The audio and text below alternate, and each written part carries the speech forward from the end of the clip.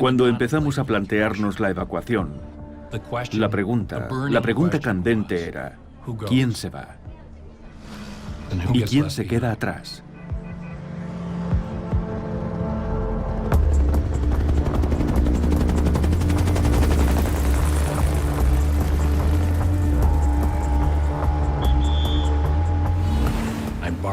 Tomé prestado un camión y envié la señal a mis colegas, es decir, a un grupo de comandantes, tenientes coroneles y coroneles sudvietnamitas y sus familias para reunirnos en una dirección en el centro de Saigón. Conduje hasta allí. Se subieron todos al camión y los llevé hasta la base aérea. Les dije, cuando oigáis 3 golpes, tenéis que taparles la boca a los bebés. No respiréis, no habléis, no hagáis ningún ruido porque estaremos atravesando un puesto de control. Saludé vestido con el uniforme de capitán del ejército de Estados Unidos. El guardia me dejó pasar y conduje directo hacia la línea de vuelo hasta un avión que estaba esperando. Un coronel vietnamita estaba metiendo a su familia en el avión. Él quiso quedarse en Vietnam para defender a su país. Y aquel coronel tenía 8 hijos y su mujer. Él estaba llorando. Su familia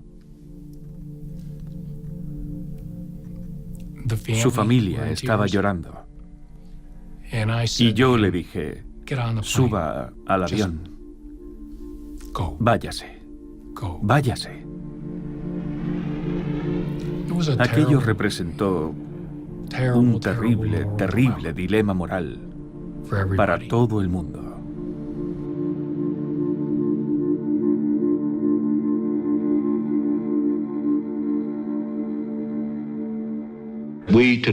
Hoy hemos alcanzado un acuerdo para poner fin a la guerra y devolver la paz con honor a Vietnam.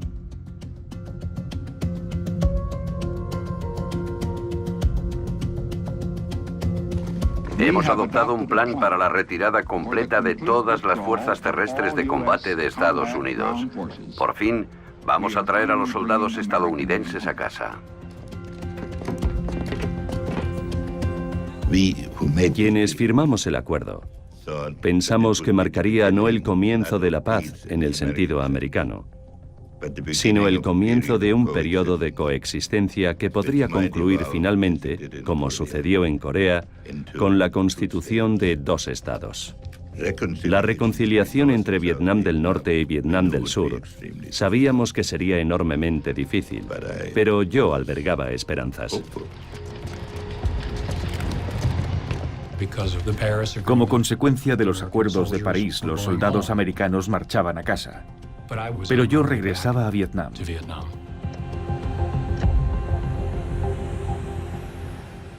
Me destinaron a Saigón en agosto de 1973, 6 meses después de que se declarase el alto el fuego.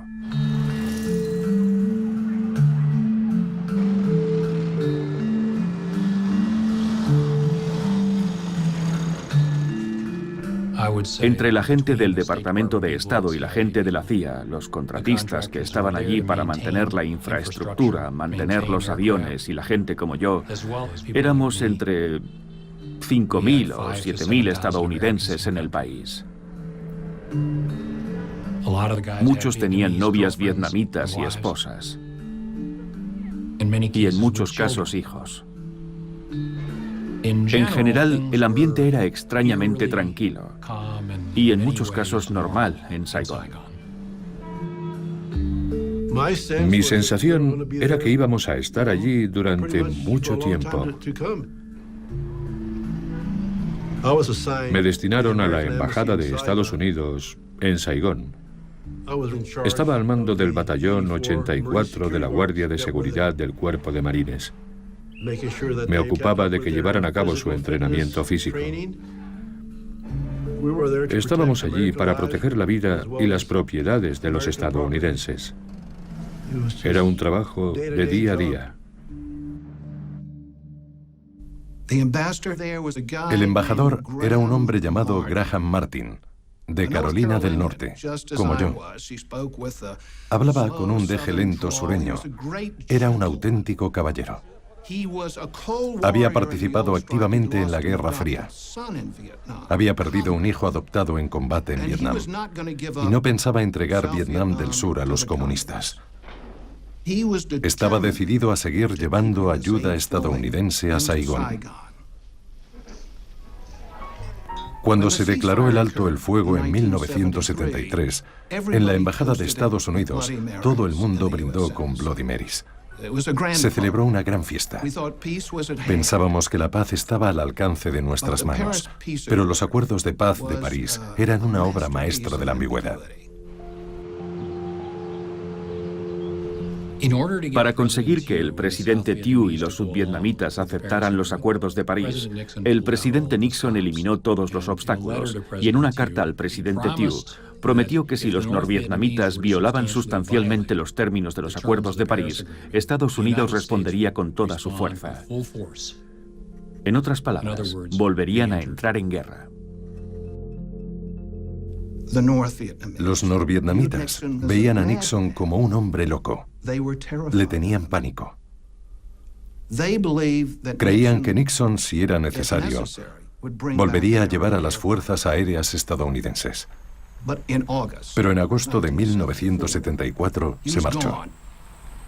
Nixon dimitió como consecuencia del Watergate. Y de la noche a la mañana todo cambió. Hanoi de repente vio abierto el camino a Saigón.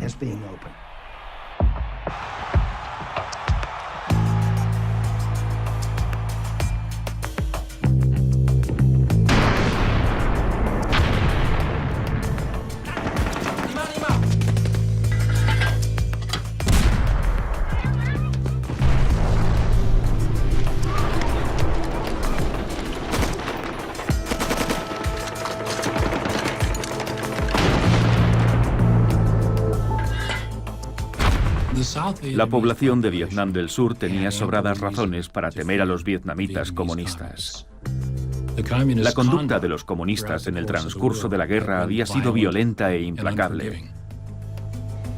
Por ejemplo, cuando la ciudad de Hue fue tomada por los norvietnamitas, varios miles de personas que estaban en una lista negra fueron detenidas, maestros de escuela, funcionarios públicos, gente que era conocida como anticomunista, y fueron ejecutadas, y en algunos casos, enterradas vivas. Así que el pánico estaba a 1 milímetro de distancia.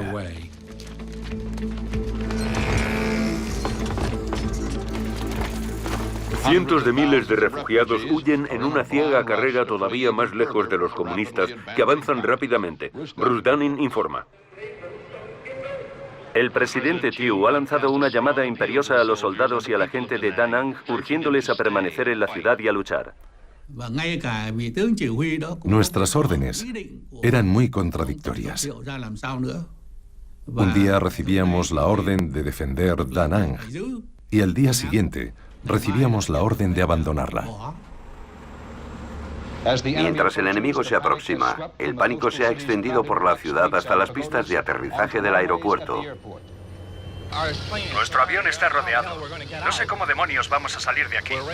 Estamos avanzando por la pista, dejando atrás a cientos y miles de personas. Una docena de ellas corriendo a nuestro lado y agarrándose a la escalera replegable. Estamos saliendo todo lo rápido que podemos. Hay una muchedumbre de gente apretujándose. Es imposible detener a la multitud. Nos estamos marchando. Los estamos dejando atrás.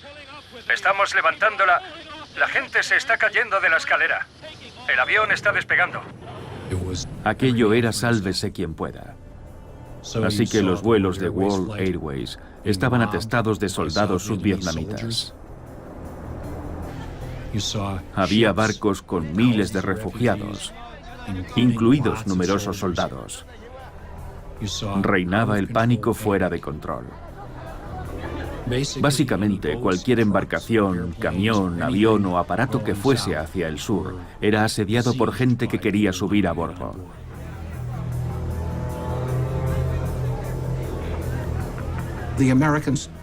Los americanos se habían ido y en consecuencia el castillo de naipes empezó a derrumbarse.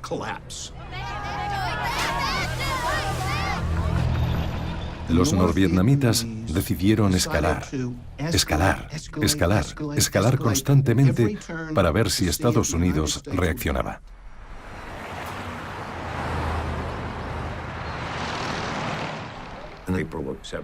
En abril de 1975, cuando me encontraba con el presidente Gerald Ford volando a través del país en el Air Force One, uno de los miembros de la tripulación se acercó y me entregó una nota en la que decía: Da Nang ha caído.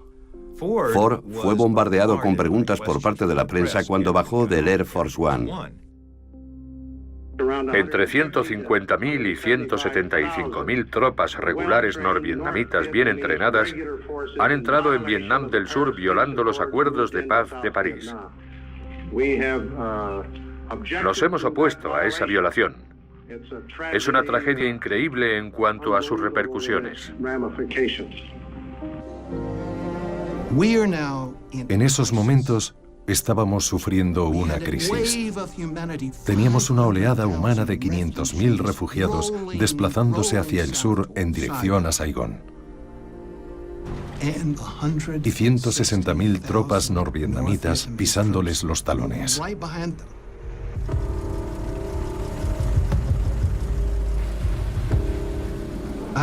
Estaba tan preocupado que decidí utilizar de inmediato a nuestros mejores agentes vietnamitas para intentar ver qué podían decirnos acerca de los planes de los comunistas, que obviamente estaban avanzando rápidamente. El 8 de abril me reuní con uno de nuestros mejores agentes que dijo: los comunistas van a entrar en Saigón. Estarán allí para el día del cumpleaños de Ho Chi Minh, que era el 19 de mayo, un mes más adelante. Las fuerzas comunistas en el sur de Vietnam, ya con el control firme de 11 provincias, han empezado hoy a controlar una más, Binh Dinh.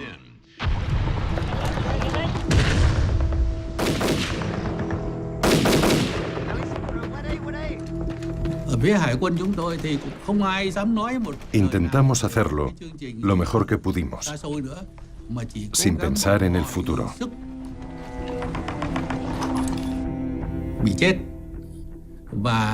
No podíamos reparar o reemplazar el equipamiento. Los hospitales de campo tenían que reutilizar vendajes sucios. Teníamos muchos obstáculos. No sabíamos durante cuánto tiempo podíamos aguantar. Yo mantenía un mapa diario del progreso de la embestida de los norvietnamitas. El 5 de abril, los norvietnamitas tenían 15 o incluso 16 divisiones avanzando en dirección a Saigón. Transportaban misiles SA-2 para proporcionar cobertura antiaérea a sus tropas. Había gente que decía: mirad, tenemos que planificar esto muy bien, porque dependiendo de cómo marche la situación y ahora no pinta bien, puede que tengamos todos que evacuar. Y el embajador Martin no toleraba, no consentía ese pensamiento. Aquello era derrotismo. Aquello era venenoso para las perspectivas de la gente a la que habíamos ido a ayudar. Pero la gente veía lo que estaba ocurriendo y empezaron a marcharse, especialmente los estadounidenses. Me marcho de Vietnam. ¿Por qué? Tengo miedo, si le soy sincero. Tengo mucho miedo. Creo que la situación es mucho peor de lo que sabemos. Siempre había un plan permanente de evacuación de la embajada. Decía que en una emergencia, todos los estadounidenses que seguían en el país, unas 6.000 personas, serían evacuadas. Y ningún subvietnamita sería evacuado con ellos.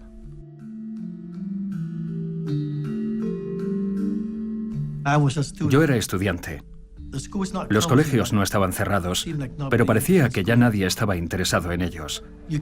No podíamos quedarnos allí. No podíamos vivir con los comunistas. Especialmente si tenías alguna conexión con los americanos, tenías que salir de allí, obligatoriamente. Si confeccionáramos una lista de subvietnamitas en peligro, aquellos que colaboraron estrechamente con nosotros durante la guerra, la cifra podría ascender a entre 150.000 y 200.000 personas, y si incluyéramos a sus familias, muchas más. Pero la idea de hablar de una evacuación y de planificar una evacuación de los americanos, por no hablar de una evacuación de los vietnamitas, seguía siendo anatema en la embajada. Si quiere decir que Vietnam del Sur está al borde del colapso, creo que la respuesta es absolutamente no. Estábamos lidiando con un embajador que estaba convencido de que, de alguna manera, iba a ser capaz de resolver la situación y que no sería necesario llevar a cabo una evacuación. Y, por tanto, no habría que preocuparse de evacuar a los sudvietnamitas. La situación en Vietnam del Sur ha llegado a una fase crítica que requiere la toma de decisiones inmediatas y positivas por parte de este gobierno.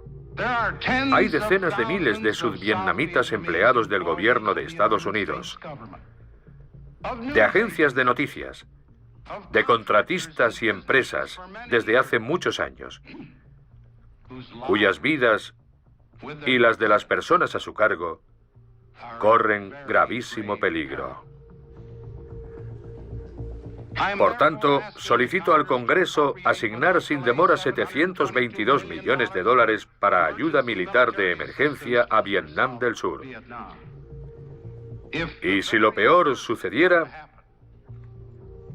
permitir al menos la evacuación ordenada de estadounidenses y sudvietnamitas en peligro a lugares seguros. En 1975, bajo ningún concepto, el Congreso votaría la asignación de dinero para ayudar a Vietnam del Sur. Sacamos de allí a nuestras tropas en 1973 y la opinión pública en aquel momento cambió. La gente en Estados Unidos, después de haber visto Watergate, la decepción de los generales, no estaba dispuesta a prestar ninguna ayuda en el sudeste asiático. Y Kissinger lo sabía. Sabíamos que no íbamos a conseguir los 722 millones. Para entonces no importaba demasiado. Pero el presidente Ford decía que debía a Vietnam hacer esa petición. Enviamos, por así decirlo, un buque de guerra tras otro y un bombardero tras otro, y más de 500.000 hombres, y miles de millones de dólares. Y si miles de millones no habían servido cuando teníamos a todos nuestros hombres allí, ¿cómo iban a resolver el problema 722 millones? Este es el aspecto que tenía mi mapa a mediados de abril. Los norvietnamitas avanzaban por la costa. Saigón estaba claramente amenazada. La situación era urgente, de máxima urgencia. Por aquel entonces, el embajador Martin había regresado a Washington para intentar convencer al Congreso de que votara a favor de una ayuda adicional.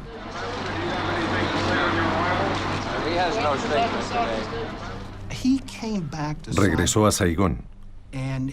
Y mi jefe, el jefe de estación de la CIA, dijo: ve allí y dile al viejo lo que está ocurriendo.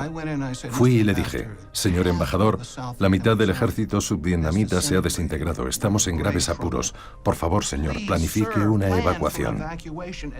Al menos permítanos comenzar a confeccionar listas de subvietnamitas a los que deberíamos rescatar. Y él respondió: no, Frank. La situación es tan sombría y no pienso mantener este diálogo negativo. Jóvenes oficiales de la embajada empezaron a movilizar una operación negra. Se trataba de una evacuación clandestina improvisada, utilizando aeronaves de carga que estarían totalmente fuera del radar del embajador. Gente como yo y otros cogimos el toro por los cuernos y organizamos una evacuación. En mi caso, aquello significaba amigos míos que eran oficiales de alto rango en el ejército de Vietnam del Sur. A medida que los norvietnamitas se acercaban cada vez más a Saigón, aquellas personas eran muertos en potencia. Acordé con mis amigos de los servicios de inteligencia que si enviaba una señal diciendo voy a hacer una barbacoa, tendrían que ir a un lugar designado previamente con sus familias y solo traerían una maleta porque íbamos a celebrar una fiesta. Pero la fiesta significaba que los iba a sacar de allí. Las operaciones negras violaban esencialmente las reglas. En este caso significa que no estaba permitido sacar gente vietnamita que tenía la obligación de quedarse y luchar. Estábamos totalmente convencidos de que si nos pillaban haciendo aquello, nos echarían del país y nuestra carrera se habría terminado, habría finiquitado. Pero a veces la cuestión no es si algo es legal o ilegal, sino justo o injusto. El agregado de defensa adjunto evacuó a personal vietnamita y a sus familias a la base aérea Clark, en Filipinas, sin ninguna aprobación de ningún tipo, sin ningún papel de emigración, nada, pasaportes, lo que fuere. Y cuando empezaron a aparecer en Filipinas, Martin montó en cólera y lo despidió. Pero aquello no frenó a otras personas del Departamento de Estado que tenían amigos vietnamitas con familias. Continuaron organizando aquellos puentes aéreos improvisados.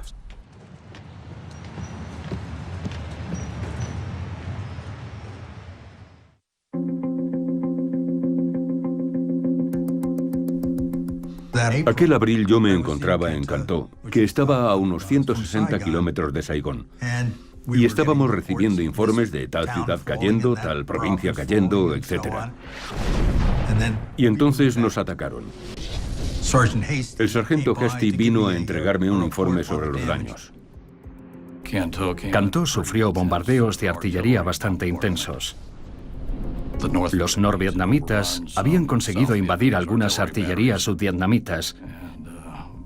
Se habían apoderado de ellas y bombardearon el centro de Cantó. Yo estaba en contacto habitual con la embajada y me habían dicho que cuando llegara la hora debía estar preparado para la evacuación y no debía intentar sacar a ningún vietnamita, porque era demasiado peligroso. Debía limitarme a evacuar americanos utilizando mis 3 helicópteros. Bueno, para entonces yo llevaba allí casi 5 años y estaba comprometido con los vietnamitas. Consideraba que tenía una responsabilidad para con la gente que trabajaba para nosotros y que nos había servido lealmente durante muchos años.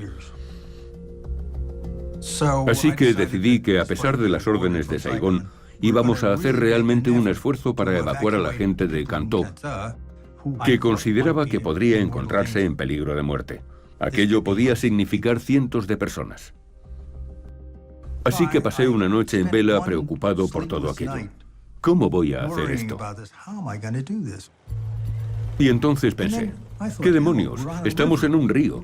No necesitamos helicópteros. Podemos descender por el río. Hay 110 kilómetros desde Cantó hasta la desembocadura del río.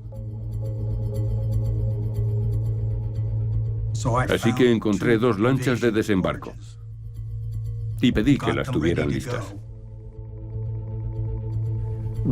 Sabíamos que la situación era mala. Era evidente que el ejército sudvietnamita se estaba erosionando.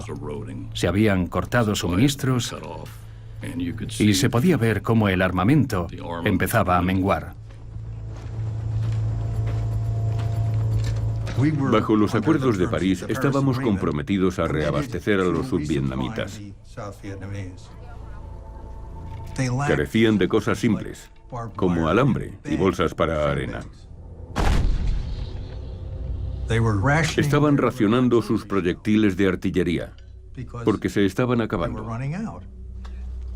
El apoyo militar, el material de apoyo no estaba llegando. Cuando el presidente Ford compareció ante el Congreso, tenía 2 preocupaciones principales. La primera era salvar a tanta gente como pudiéramos. Le preocupaban los seres humanos involucrados. No eran simples peones que una vez habían perdido su poder militar, eran abandonados. La segunda Era el honor de Estados Unidos que no se considerase que en su agonía final habíamos clavado a Vietnam del Sur un cuchillo en la espalda.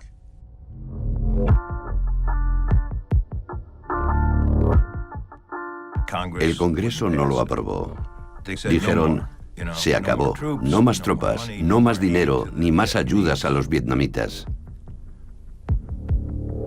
Tuve que ir al despacho del presidente Ford para decírselo. Yo nunca había oído a Ford decir una palabra malsonante desde que lo conocía. Pero cuando le conté lo sucedido, exclamó, esos hijos de perra.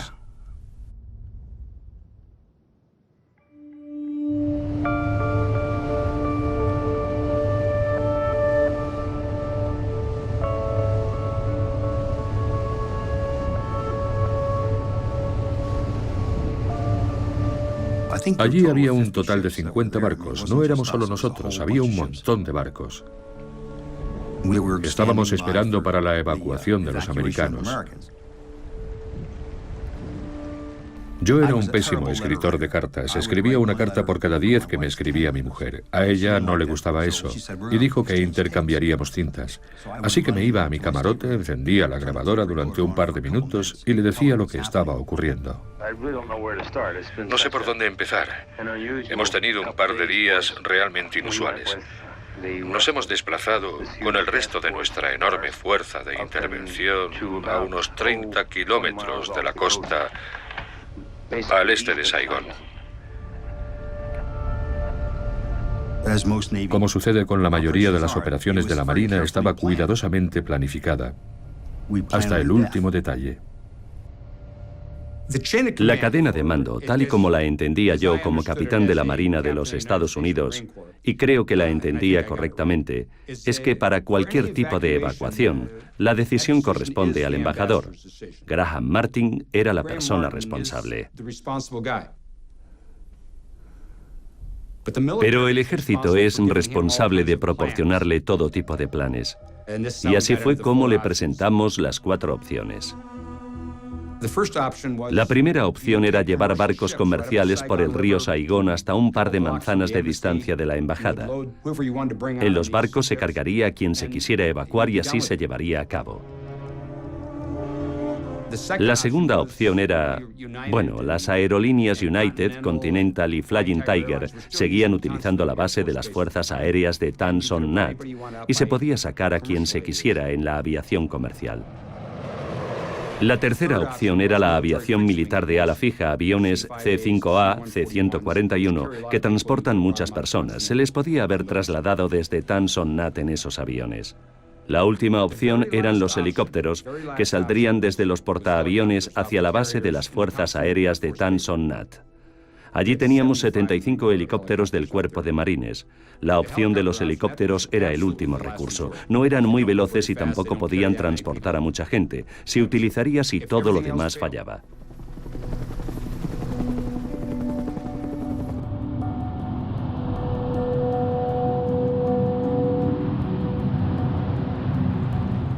Llegué a Vietnam el 24 de abril de 1975. Saigón era un hervidero de rumores, de historias falsas, que si íbamos a llevar a cabo un último intento para trazar una línea a través del país, y Saigón, en el sur, se mantendría como una república libre. Ese tipo de cosas. Y todo aquello solo creaba confusión. Los combates se estaban llevando a cabo cerca de Saigón, pero no habían llegado a las calles de la ciudad. Yo cumplí 3 turnos y medio de servicio como oficial de la Marina en Vietnam. De ellos, 2 años fui asesor de fuerzas especiales, con una división fluvial de 20 barcos, todos vietnamitas. Podía contar chistes y entender chistes en vietnamita.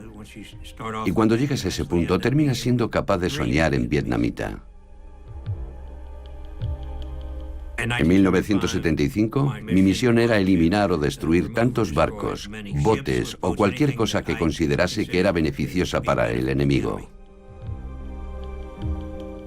Me reuní con el capitán Do Kiem, que era el jefe de operaciones de la Armada vietnamita.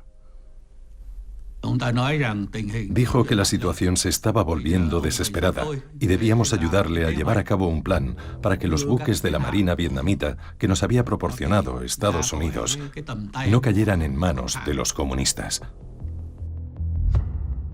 El plan era seguir el curso del río Saigón con todos los barcos grandes de la Marina sudvietnamita hasta el mar y reunirnos en la isla de Con Son. Teníamos que mantenerlo en secreto. Si llegaba a saberse, afectaría la moral de la gente de la calle.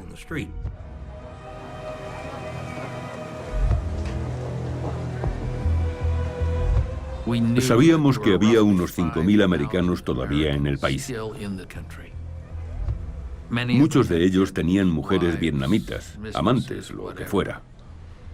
Simplemente no se habían marchado.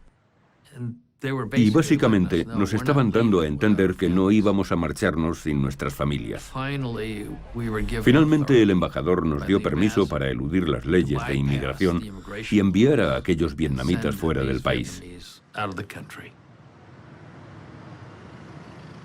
Así que entonces pusimos en marcha una operación que consistía en sacar a los americanos y a los vietnamitas que estaban a su cargo.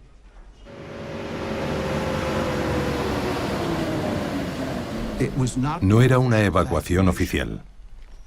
Seguíamos sin tener un plan organizado para evacuar sudvietnamitas en alto riesgo, porque teníamos un embajador que todavía estaba dudando sobre qué decisión tomar. El presidente pidió al Congreso autorización para evacuar a americanos y a vietnamitas que trabajaban para americanos. Si era necesario. ¿Tiene planes para eso? Todas las embajadas del mundo tienen planes para eso. ¿Cree que será necesario? No tengo. Vuelvo a repetirle que esa es una consideración que no puedo hacer en este momento. Hemos estado reduciendo la población aquí como medida de prudencia y tomaremos medidas para reducirla todavía más, como una cuestión de prudencia.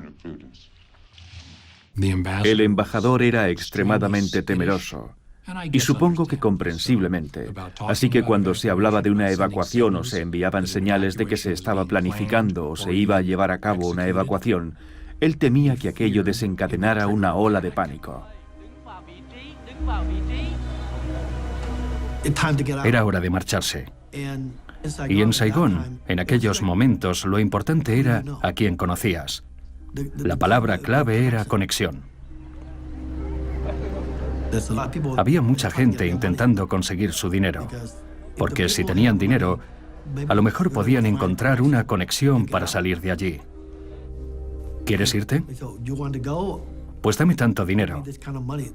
Un hombre me dijo, dile a tu familia que venga al muelle, les estaré esperando. Por supuesto, cogieron el dinero, pero nunca nos cogieron a nosotros. En aquella época, en Saigón, reinaba el caos. Todo el mundo buscaba la forma de salir lo antes posible. Por supuesto, los americanos para los que trabajábamos tenían un plan preparado para nosotros. Nos dijeron que acudiéramos al lugar de encuentro, que era una casa segura, cerca de la Embajada de Estados Unidos, y esperásemos a que llegaran unos autobuses que nos recogerían.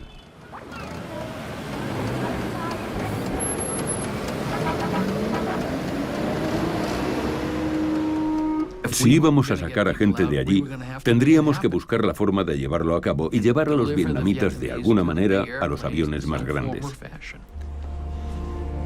Y la única forma de hacerlo era manteniendo el aeropuerto abierto todo el tiempo que pudiéramos.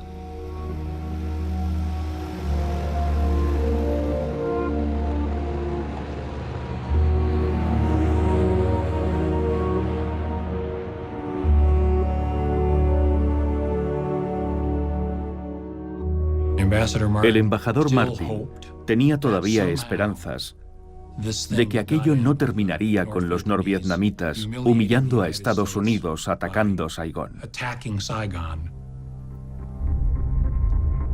Pero parecía que los norvietnamitas tenían otros planes.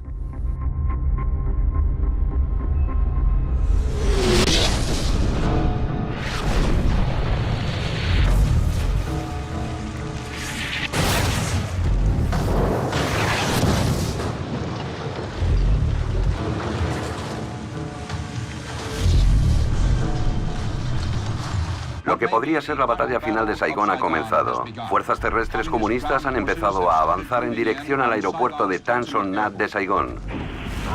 Han explotado misiles por toda la base, provocando 3 grandes incendios. La base aérea estaba bajo el fuego constante de la artillería. Yo oía los proyectiles. Estaban tan cerca que la metralla se estrellaba contra la valla que estaba detrás de nosotros. Estaba totalmente claro que el panorama había cambiado por completo.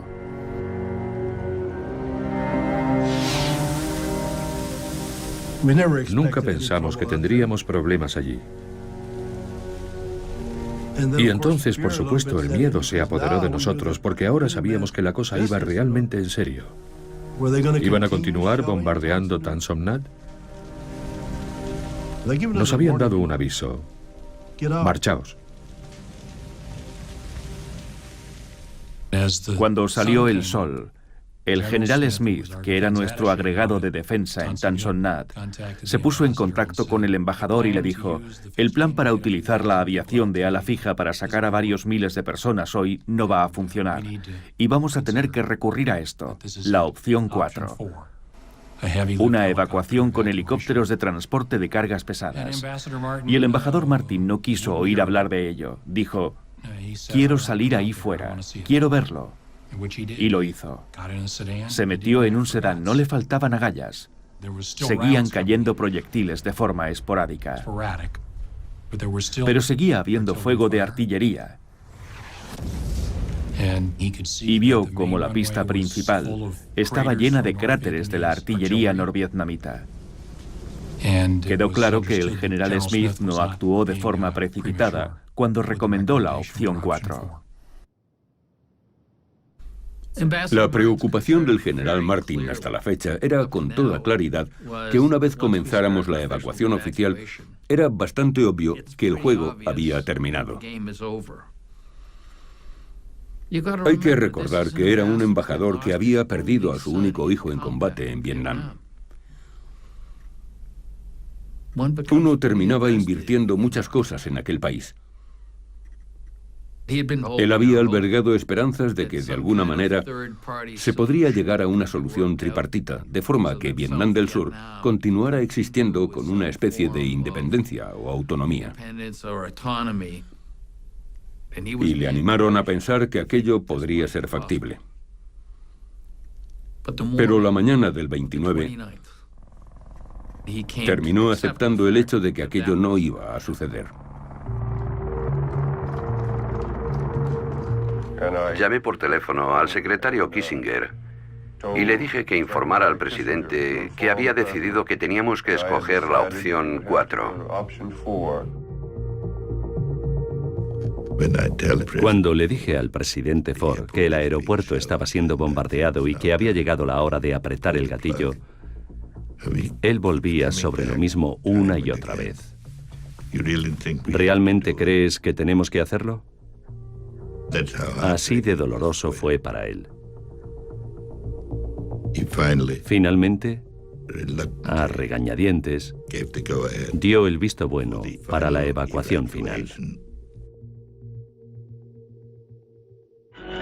Con ustedes las fuerzas americanas. Cadena Vietnam.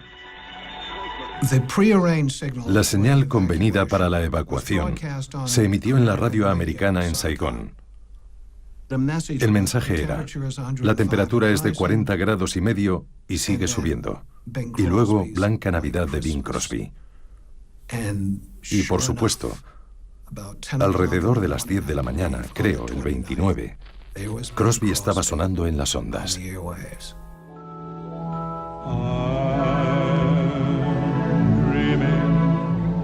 Of a white Christmas, just like the ones I used to know, where the treetops glisten and children listen to hear sleigh bells in the snow.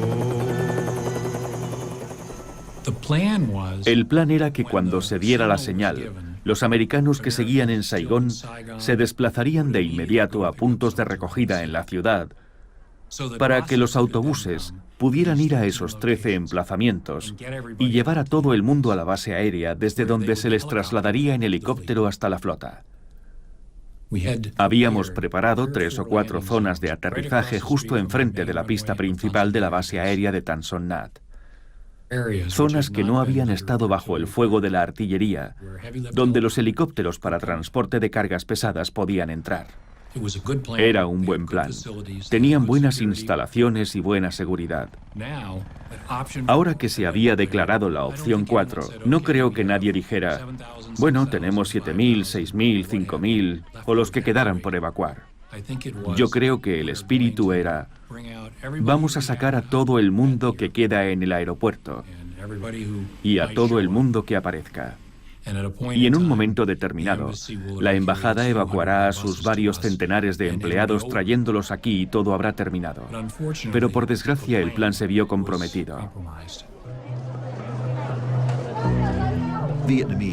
Los vietnamitas acudían a los puntos de recogida e intentaban entrar en los autobuses. Se había corrido la voz.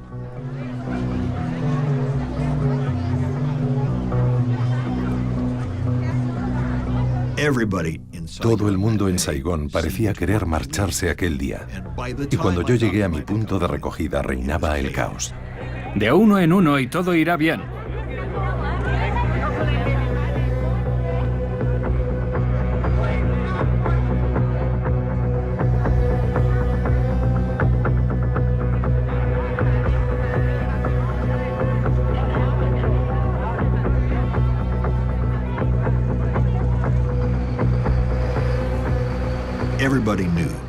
Todo el mundo sabía que aquellos autobuses se iban a dirigir a la base aérea de Tan Son Nhat y desde allí se podría escapar de Vietnam.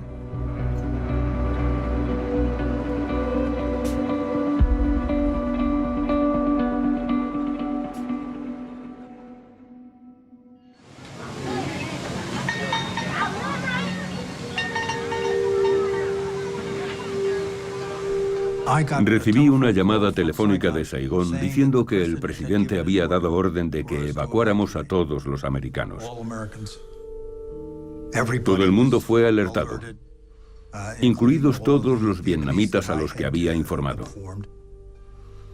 Y llevamos a todo el mundo a los barcos. Nuestro plan era que mi ayudante cerraría la comitiva, recorrería todos los edificios consulares y se aseguraría de que habíamos destruido todo el material sensible.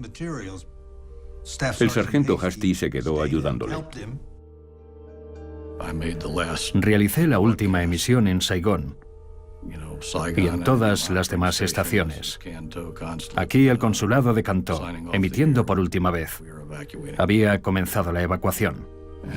Y luego condujimos hasta el lugar donde Terry estaba cargando gente a bordo de las naves de desembarco. Intentábamos ser lo más discretos posible al llevar a cabo el plan. No queríamos que se repitiera lo de Da Nang. Zarpamos con 2 naves de desembarco con 18 americanos y 300 y pico vietnamitas. Nuestra mayor preocupación, por supuesto, eran los norvietnamitas o los remanentes que quedaran allí del Vietcong, que podían tendernos una emboscada en el tramo más estrecho del río y seríamos totalmente aplastados.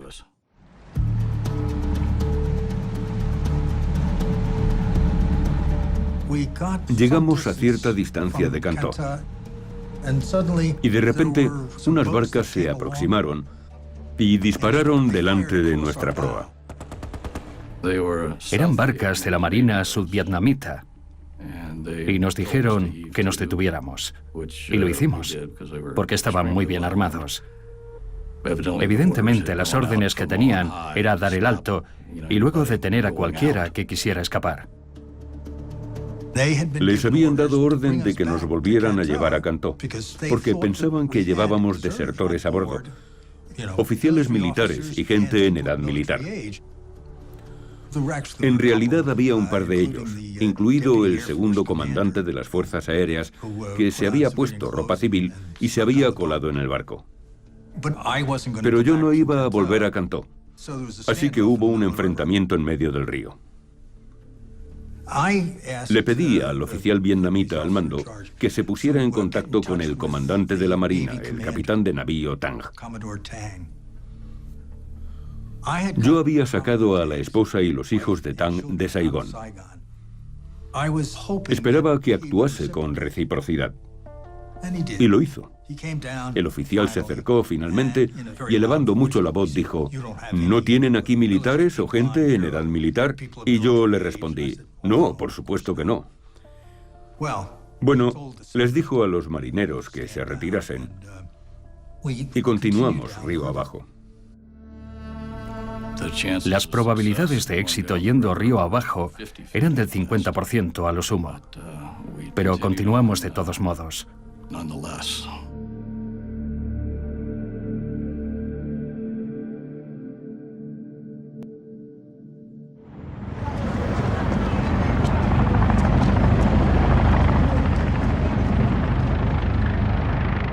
Conforme avanzaba la mañana, la evacuación con helicópteros marchaba bastante bien.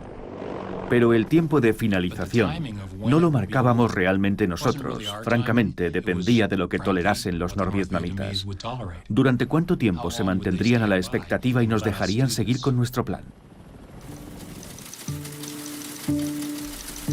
Pero aquella mañana, el embajador Martin recibió un mensaje que decía que en el plazo de 24 horas la presencia de Estados Unidos en Vietnam debía tocar a su fin, lo que significaba que teníamos que marcharnos. Yo formaba parte del equipo militar conjunto cuatripartito que estaba estacionado en Tan Son Nhat. Pensamos, nos van a ordenar que nos marchemos. Pero por el contrario, recibimos órdenes del embajador de acudir a la embajada y prepararnos para permanecer allí después de su evacuación. Íbamos a constituir la única presencia militar estadounidense en Vietnam, una vez la embajada fuera evacuada y el embajador se hubiera marchado. Nos encerraríamos en una habitación y cuando la situación se calmara saldríamos y nos presentaríamos ante los vietnamitas. No fue un plan muy popular, pero lo cumplimos. Alrededor de las 11 u 11:30 condujimos hasta la embajada y cuando llegamos allí estaba llena de gente.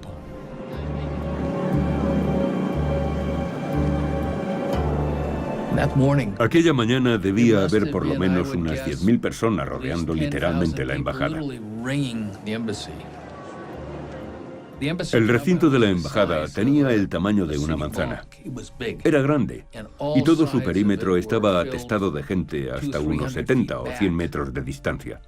Afortunadamente, en general, la gente actuaba de una forma muy controlada. Eran muy pacientes. Solo esperaban desesperadamente poder entrar. Era como si todo Saigón quisiera entrar en la embajada americana. Así que tenías que conocer a alguien. Yo, por ejemplo, encontré a mi amigo y conseguí un papelito que nos aseguraba la entrada. Así que fuimos varios a la embajada. Mi amigo le enseñó el papel al guardia y él nos fue señalando a cada uno de nosotros y uno a uno fuimos entrando a la embajada. Nada más entrar me sentí feliz. Estoy en América, casi estoy allí. Tenían un jardín y una piscina y nos reunimos alrededor de la piscina y allí había 1.000 personas y seguían entrando. Aquella mañana, los helicópteros de la CIA empezaron a recoger evacuados de los tejados de los edificios de la ciudad y a llevarlos a la embajada.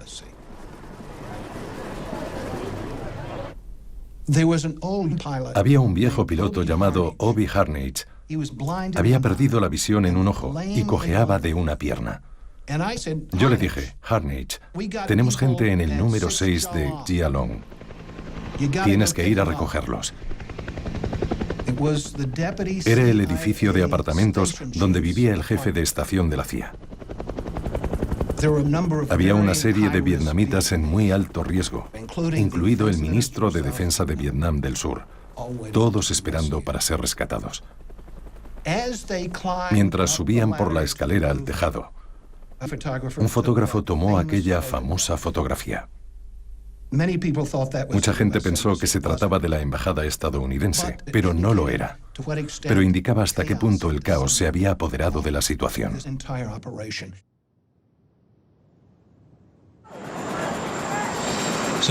Así que los helicópteros de la CIA trasladaban gente a la embajada, que luego se suponía que debían ir a la base aérea de Tan Son Nhat en autobús, donde encontrarían mágicamente el camino hasta los helicópteros de transporte de cargas pesadas. Estaba muy claro que la ciudadanía sabía que ocurría algo, y ese algo era probablemente que los americanos se marchaban. En el interior de la embajada, al pasear por los edificios, las dependencias, la zona de la piscina y la zona del club social, donde quiera que miráramos, estaba repleto de vietnamitas. Los contamos, y el número total era de unos 2.800.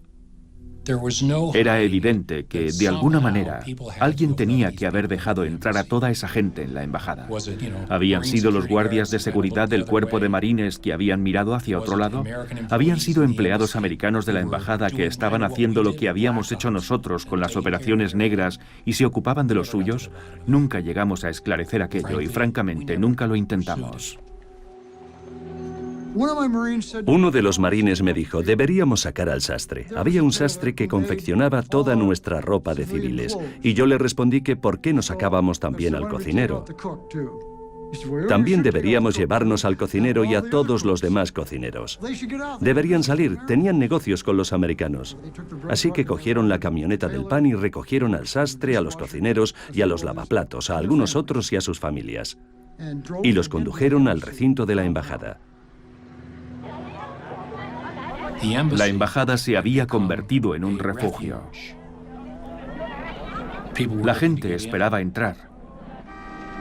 Y nosotros esperábamos poder sacar a la gente y llevarla a la base aérea. Era imposible llegar hasta el aeropuerto aunque se quisiera. Las carreteras estaban totalmente bloqueadas. Los autobuses se vieron obligados a regresar. Entonces, ¿y si el plan maestro para sacar a la gente por aire desde Tan Son no funcionara? ¿A qué podríamos recurrir? ¿Cuál era el plan B? Si queríamos sacar a toda la gente que estaba en el interior de la embajada, era obvio que se necesitaba desarrollar un plan urgente para que un helicóptero pudiera trasladar a la gente desde la embajada a la flota. Y teníamos menos de 24 horas para llevarlo a cabo.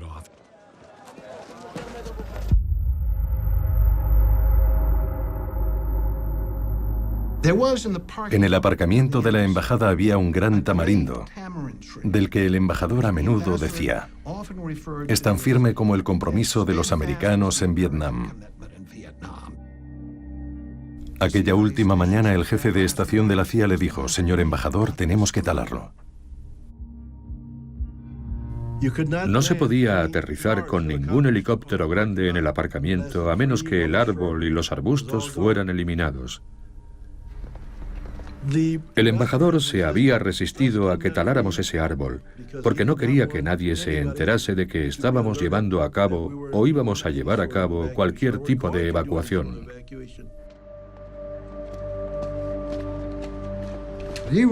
Estaba disgustado, pero finalmente sucumbió al sentido común y renunció a su, supongo que podríamos llamarse, sueño. Y lo talamos.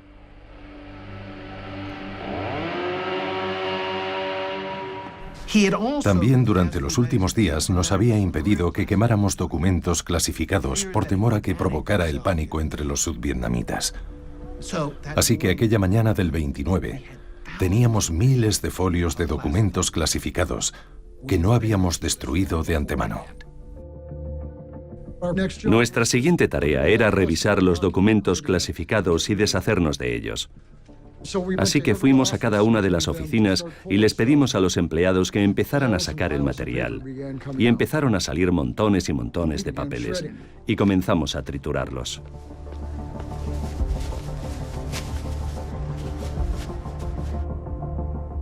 Había un pequeño edificio donde gestionábamos las nóminas de los vietnamitas que trabajaban para la embajada. Y en aquel edificio había más de $1 millón en moneda corriente estadounidense.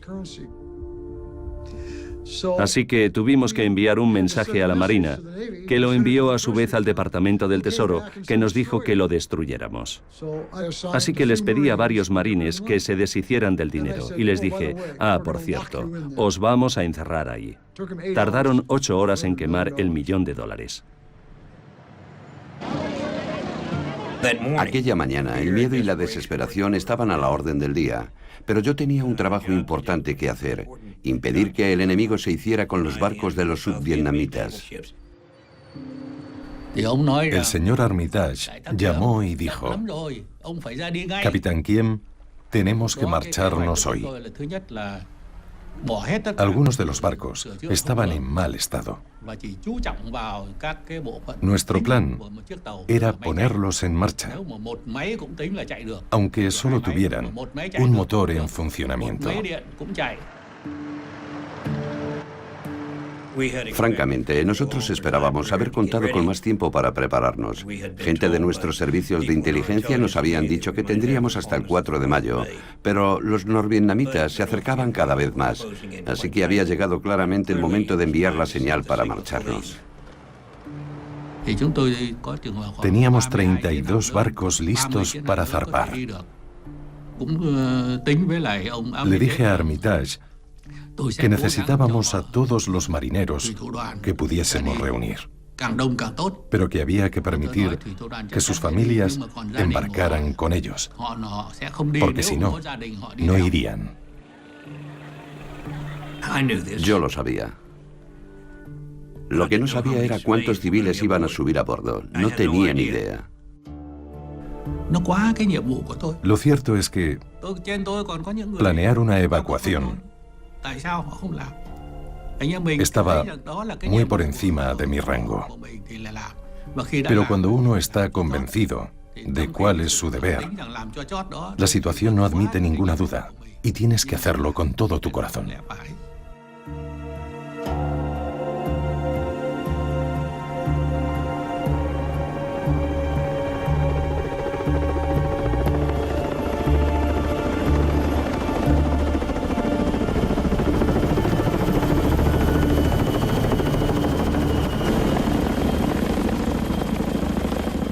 Yo fui el primero en llegar a la embajada. Mi única misión en aquel momento, a primera hora de la tarde, era sacar de allí al embajador. De hecho, la misión se denominó secuestro en la embajada.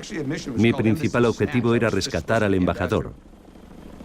Cuando aterricé le dije a la gente, he venido a buscar al embajador. Bueno, no fue exactamente así. El embajador se negó a abandonar la embajada hasta que se hubiera subido al mayor número posible de vietnamitas en el mayor número posible de helicópteros. La evacuación de los vietnamitas tuvo lugar porque Graham Martin así lo quiso.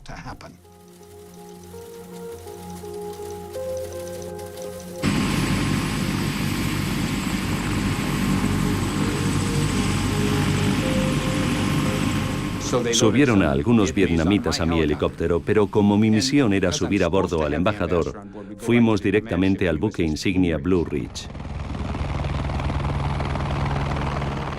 Cuando aterrizamos en la cubierta del Blue Ridge, el general Carey salió y preguntó por el embajador. Yo le dije, no ha subido a bordo. Yo no sabía realmente a quién tenía que informar, así que le decía a todo el mundo que mi misión era traer al embajador, pero que él no había querido subir a bordo, así que comenzó realmente la evacuación. Como ya he dicho, teníamos 75 helicópteros pertenecientes al cuerpo de marines. El piloto y el copiloto tenían que volar hasta la embajada, recoger a los pasajeros y regresar a los buques.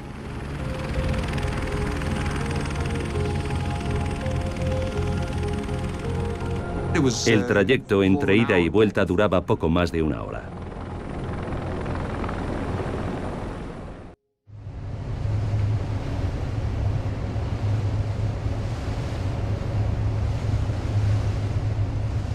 En el USS Kirk, nuestra misión era proteger a los helicópteros que iban desde la embajada hasta los portaaviones y viceversa. Estábamos muy cerca de la acción. Desde la posición de cubierta podías observar todo lo que ocurría. Pensábamos que el USS Kirk iba a ser un mero observador de todo aquello, cuando de repente, en el radar, empezaron a aparecer unos pequeños puntos luminosos que provenían de la orilla. No sé realmente por dónde empezar. Hemos oteado el horizonte y lo único que hemos visto es un montón de helicópteros viniendo en nuestra dirección. No eran helicópteros del cuerpo de marines, eran helicópteros más pequeños, modelo Hui, que no figuraban para nada en el plan de evacuación. Sin embargo, allí estaban, sobrevolando nuestro buque y los veíamos pasar por encima de nosotros una y otra vez.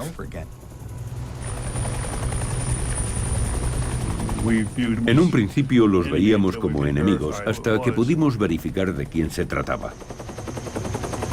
Entonces nos dimos cuenta de que eran survietnamitas tratando de escapar. Pensé que si podíamos salvar al menos a uno, estaríamos salvando la vida de 15 o 20 personas. Iban apiñados dentro como en una lata de sardinas. Así que tomé la decisión: dejar aterrizar al helicóptero. Uno de nuestros marineros sabía hablar un vietnamita rudimentario, así que lo pusimos en la radio y comenzó a hablar por el micrófono. Aquí el buque 1087, aterricen aquí. Así llamamos su atención. Llegó volando y aterrizó en la cubierta de vuelo. Y resultó que el piloto era el piloto del vicepresidente de la Junta de Jefes de Estado Mayor. Un pez gordo. Le acompañaba un general de 2 estrellas, el sobrino del general, 3 mujeres y 4 niños. Fue muy importante para nosotros. Cuando aterrizó sacamos a todo el mundo y ya había 6 helicópteros más esperando para aterrizar. Resultó que, a lo largo de toda la zona sur de Vietnam, había instalaciones de las fuerzas aéreas y terrestres sudvietnamitas que contaban con unos 3 helicópteros que estaban operativos y sus pilotos esperando órdenes. Y cuando se dieron cuenta de que la evacuación ya estaba en marcha y no iban a formar parte de ella, dijeron: por supuesto que vamos a hacerlo. Aquellos pilotos vietnamitas fueron a sus hogares, aterrizaron en sus jardines, recogieron a sus familias y a todo el que pudieron y salieron a mar abierto con la esperanza de localizar algún barco. Y el nuestro fue uno de los primeros que avistaron.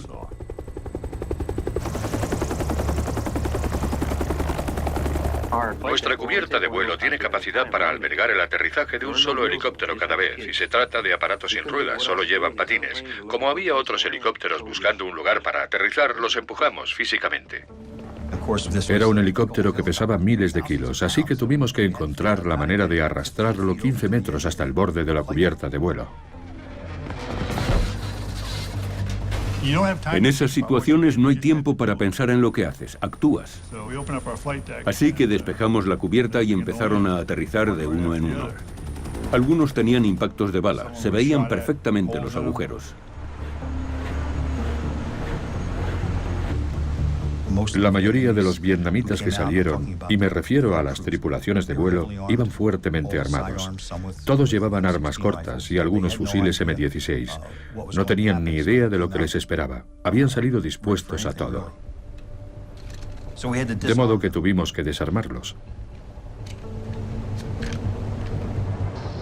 Ninguno de ellos había subido antes a un barco. Pertenecían a la Fuerza Aérea Vietnamita, iban todos armados, y no hubo más remedio que desarmarlos.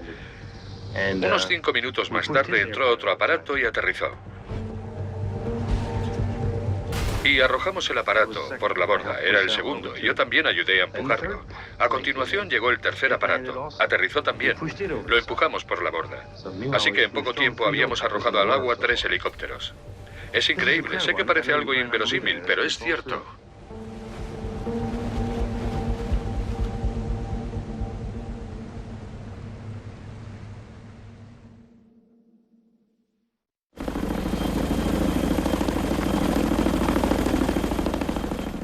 A la caída de la tarde comenzó realmente el trasiego de helicópteros en la embajada.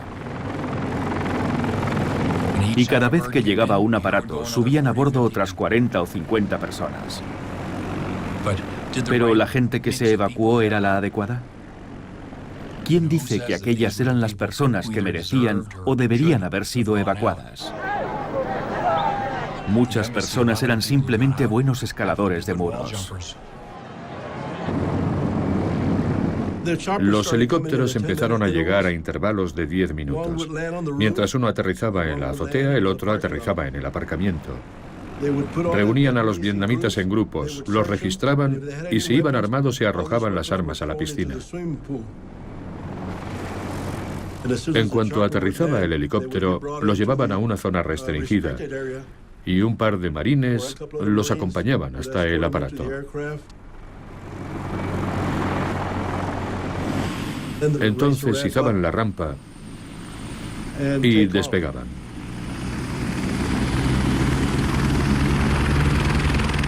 Recuerdo que estaba hablando con un amigo y me dijo, ahora nos toca a nosotros, ya casi estamos. Así que estábamos muy emocionados.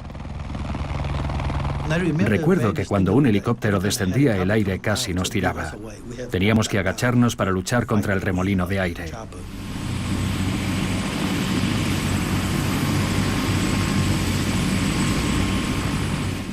Llegaron 3 helicópteros más, cada uno con 40 marines de la fuerza operativa. Tuvieron que enviarlos porque en el cuerpo de seguridad de la embajada no teníamos suficientes marines para asegurar los muros del recinto.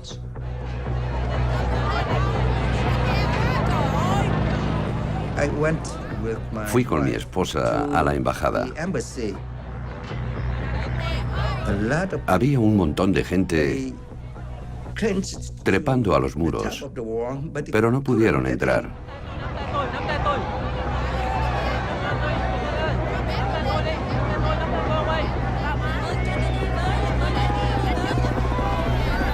Todas las puertas estaban sitiadas, pero la mayoría de la gente intentaba acceder por una de las puertas laterales. La gente enarbolaba cartas en las que decían que trabajaban para los americanos y suplicaban que les dejasen entrar. También llegaban periodistas contando con que los marines los reconocerían y les permitirían la entrada.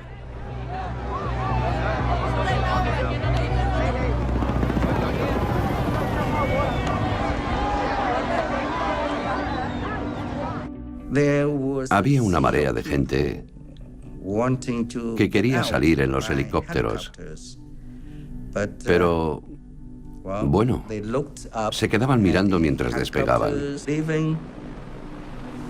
Y sus ojos eran el espejo de la desesperación.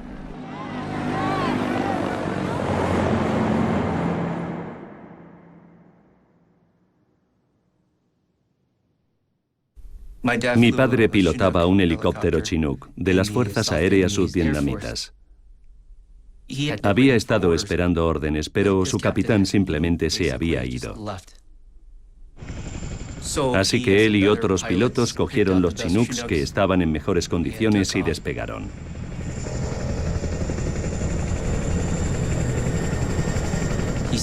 Decía que en aquel momento era como estar en el salvaje oeste. Eras tú y tu caballo. Y tenías que hacer lo que fuera necesario para sobrevivir y cuidar de tu familia. Le había dado instrucciones a mi madre de que si escuchaba el ruido de un Chinook, estuviera preparada. Yo tenía 6 años y medio. Todavía puedo oír el estruendo, el retumbar característico de un Chinook. Cuando escuchas acercarse un Chinook, no hay confusión posible. Yo sabía que mi padre iba a venir. El Saigón de mi infancia era algo así como vivir en el abigarrado centro de una ciudad como Los Ángeles. No había una zona realmente despejada para que pudiera aterrizar el Chinook. De modo que mi padre llegó y aterrizó en un campo de juego. Provocó una enorme ventolera y una gran conmoción. Mi madre cogió a mi hermana pequeña, que entonces apenas tenía 6 meses, a mi hermano pequeño que tenía unos 4 años y a mí. Subimos corriendo al Chinook y despegamos todos hacia el Océano Pacífico. Mi padre tenía miedo de que se le acabara el combustible. Tenía miedo de muchas cosas. Estaba volando a ciegas. Hasta que de repente divisó un barco. En mitad del día, después de lograr que aterrizaran los primeros helicópteros, apareció aquel enorme helicóptero llamado Chinook y trató de aterrizar en la cubierta. Estuvo a punto de estrellarse contra el barco. De repente apareció aquel gran Chinook. Era imposible que aterrizase en el Kirk sin impactar contra el barco. Habría matado a todos los pasajeros del helicóptero, además de a mi tripulación. Era demasiado grande para aterrizar.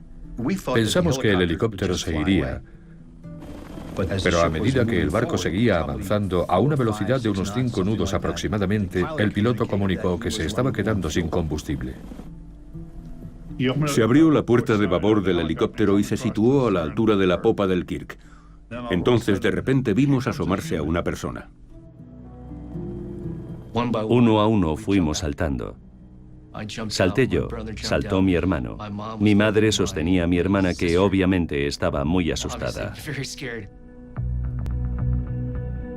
Entonces mi madre, con un enorme aplomo, cogió a mi hermana con la mano derecha mientras se sujetaba al helicóptero con la izquierda y la dejó caer. Un tipo que estaba allí de pie levantó la vista, cogió aquel bulto envuelto que caía y resultó que era un bebé. Era un bebé de 1 año. Entonces la madre saltó y también la cogió a ella. Luego el piloto se alejó del barco y se quedó a la altura de estribor. Se quedó suspendido con las ruedas entrando y saliendo del agua. Se mantuvo suspendido allí durante unos 10 minutos y no entendíamos qué es lo que estaba haciendo. Resultó que se estaba desprendiendo de su traje de vuelo. Estaba pilotando un helicóptero de doble rotor completamente solo y al mismo tiempo se estaba quitando el traje de vuelo. ¿Cómo era posible? He hablado con muchos pilotos de helicóptero y no entienden cómo pudo hacerlo. Como una especie de Houdini tratando de salir de aquel aparato. Finalmente hizo bascular el helicóptero hacia el lado derecho mientras él saltaba por la puerta de la izquierda.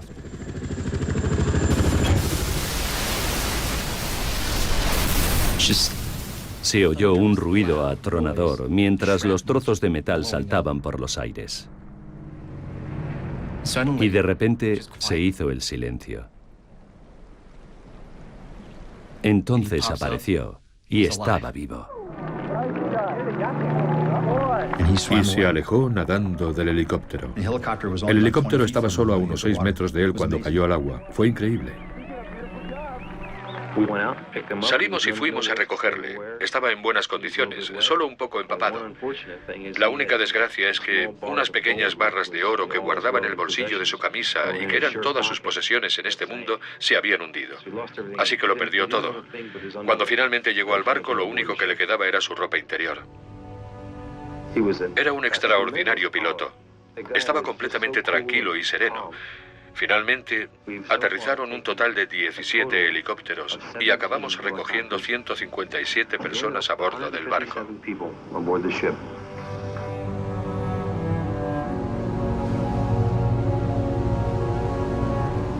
Era una tripulación muy especial. Sin dudarlo, cogieron su dinero, fueron al economato de la Marina, compraron toda la ropa y los alimentos que pudieron y se los entregaron a los refugiados con los que habían hecho amistad.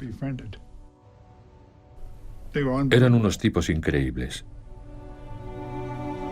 Pusimos en la cubierta colchonetas y todo tipo de mantas y ropa de abrigo para los bebés. Había toda una mezcla de gente, entre bebés, niños, mujeres. Es una escena que nunca olvidaré. Estábamos felices. Mi mamá estaba radiante. Simbólicamente era como el primer paso, no en suelo americano, pero sí hacia la libertad que representaba América.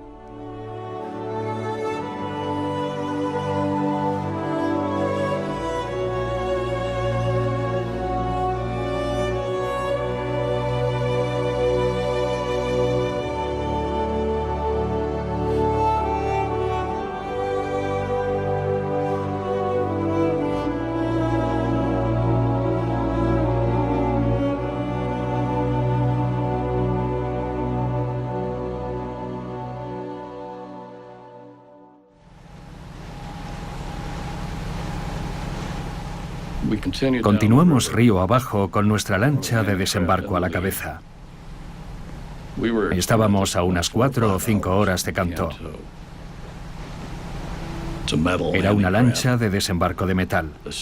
El sol caía a plomo y hacía un calor infernal. Era todo menos un viaje agradable. Cuando de repente alguien disparó una granada B-40 contra nosotros e inmediatamente repelimos el fuego. No sabíamos quién era el desgraciado que estaba abriendo fuego contra nosotros, pero no dejamos de disparar mientras pasábamos por el lugar de la emboscada. Nos dijimos, muy bien, esto es solo una muestra de lo que nos espera. Una vez que lleguemos a la parte más angosta del río, es cuando vamos a estar realmente en peligro. Y empezamos a reunir la munición porque aquello tenía pinta de ponerse muy feo. La gente que iba a bordo de la lancha estaba muy asustada. Teníamos que atravesar unos canales estrechos entre las islas. Si pensaban atacarnos en serio, tenía que ser allí. Pero justo en ese momento, unas nubes oscuras se formaron en el cielo y empezó a llover torrencialmente.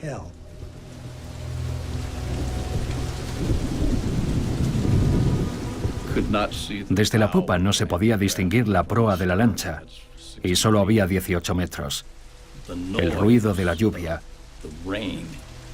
al golpear en la superficie del río, era tan fuerte que amortiguaba el sonido de los motores.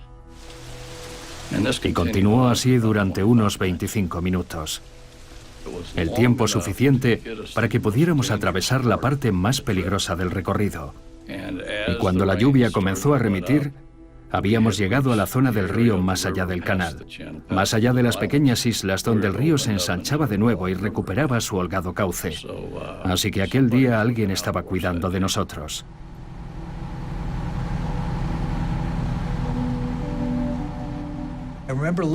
Recuerdo estar mirando hacia atrás mientras el sol se ponía sobre el delta del Mekong, un lugar bellísimo, por cierto, mientras pensaba, nunca volveré a ver esto.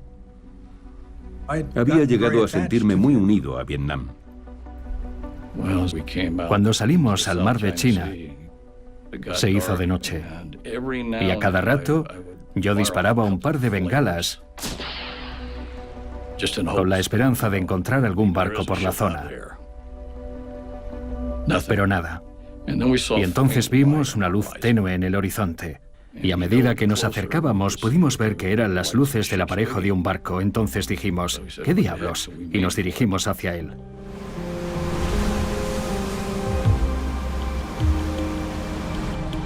Nos colocamos a su altura y entonces alguien gritó, «Desháganse de sus armas. Nadie puede subir a bordo armado». Y yo grité, «Somos marines y tenemos que subir a bordo con nuestras armas». Resultó que los hombres que gritaban también eran marines. Se trataba de un carguero estadounidense, el Pioneer Contender. Nos subieron a bordo y conmigo venían otras 300 personas. Las instalaron en la bodega del barco. Todos nuestros refugiados vietnamitas se quedaron en el Pioneer Contender. Nos aseguramos de que fueran bien atendidos. El Pioneer Contender se dirigía a Guam. Sabíamos que estaban a salvo.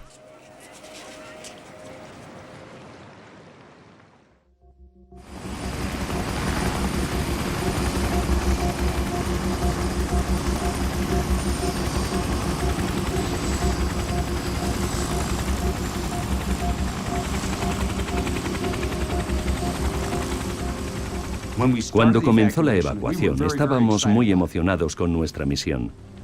Más adelante, la emoción que nos impulsaba era acabar bien el trabajo y conseguir sacar a toda aquella gente de allí. Y finalmente, a medida que aquello continuaba, lo que sentías era agotamiento y frustración, porque veías que nunca lograbas hacer mella en la cantidad de gente que salía de la embajada. Y hacías preguntas como, ¿alguna vez va a disminuir esta multitud? ¿Cuándo se va a acabar todo esto? Y te respondían, bueno, obedecemos órdenes del embajador, hacemos lo que podemos. Los pilotos decían, mira, es una marea incontenible de gente y el embajador Martin ha perdido la objetividad. El embajador Martin está tratando de evacuar a todo Saigón a través de la embajada de Estados Unidos. Pero lo cierto es que estaba haciendo todo lo que podía en circunstancias terribles. El embajador Martin alargó la evacuación todo lo que pudo para sacar de allí al mayor número posible de sudvietnamitas. Cada helicóptero despegaba con unas 40 personas a bordo. Él sabía que una vez que los estadounidenses se hubiesen marchado, la evacuación habría terminado. Así que en cada helicóptero solamente subían 1 o 2 estadounidenses.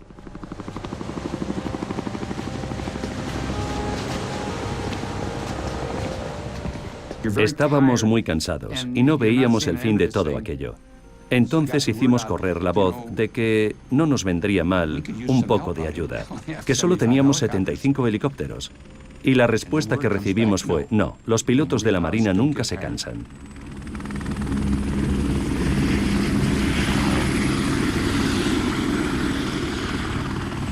En la embajada, bajo la dirección del embajador, aprovechamos, por supuesto, la presencia de los helicópteros para evacuar a personas amenazadas.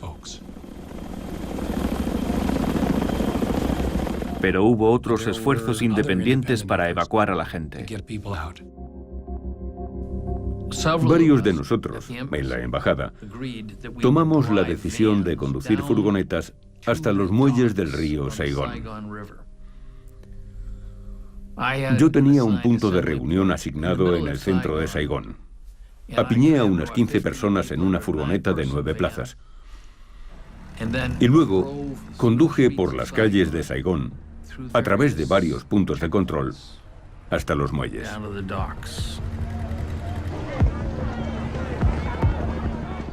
La gente bajaba de la furgoneta, corría hacia aquellos barcos mercantes y trepaba como podía.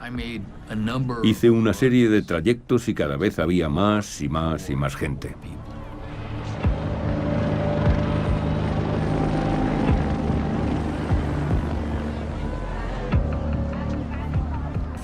Finalmente, a medida que el sol se ponía, nos fuimos quedando sin luz. Un hombre se me acercó. Me volví hacia él y le dije, este es mi último viaje. No puedo llevar a más gente. Le dije, traiga a su familia. Y él me respondió, no puedo. Mi familia es demasiado grande. Luego me estrechó la mano y me dijo, gracias por intentarlo. Y se fue. Así que regresé a la embajada y aparqué la furgoneta. Ya estaba bien entrado el crepúsculo. Me abrí paso a través de la multitud, una gran multitud. Ya no podía hacer nada más. Así que me fui para subir al helicóptero. El embajador Martin me hizo salir de la fila y me dijo, sé lo que ha estado haciendo. Sé que ha estado ahí fuera. Lo hemos estado hablando. Quiero darle las gracias. Me pareció un hermoso gesto. Para entonces ya era noche cerrada. Las luces interiores del helicóptero irradiaban muy claramente. Me senté y miré a mi alrededor. Yo era uno de los 2 o quizá 3 estadounidenses que había. El resto eran todos vietnamitas. Y entonces nos alejamos volando.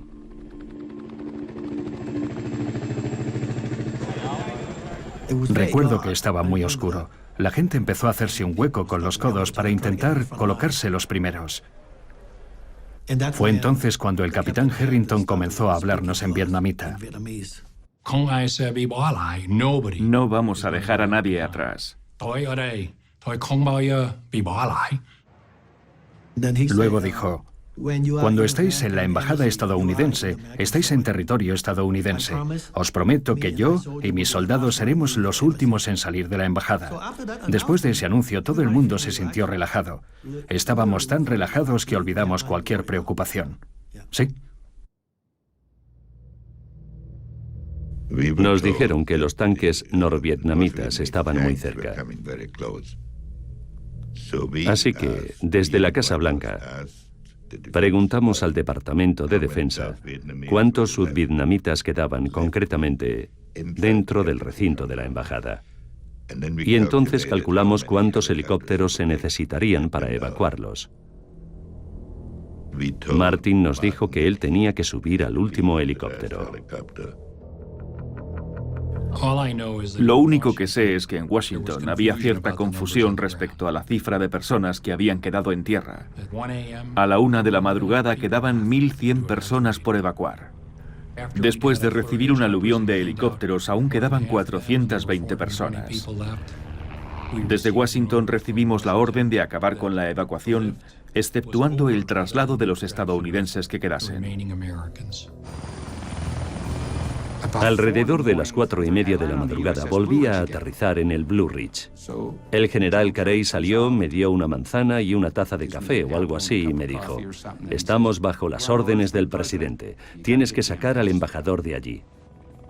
Así que emprendimos el vuelo, aterrizamos en la azotea a las 4:50 de la mañana y dije: no me iré de aquí hasta que el embajador haya subido a bordo.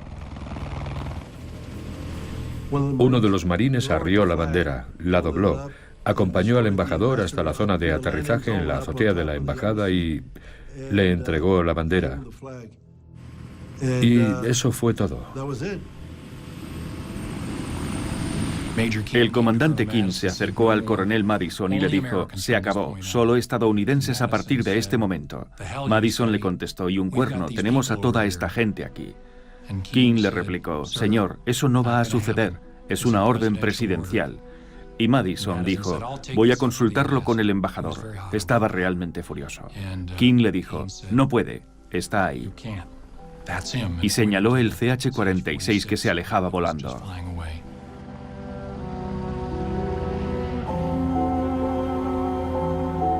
Por fin teníamos al embajador a bordo. Y despegamos.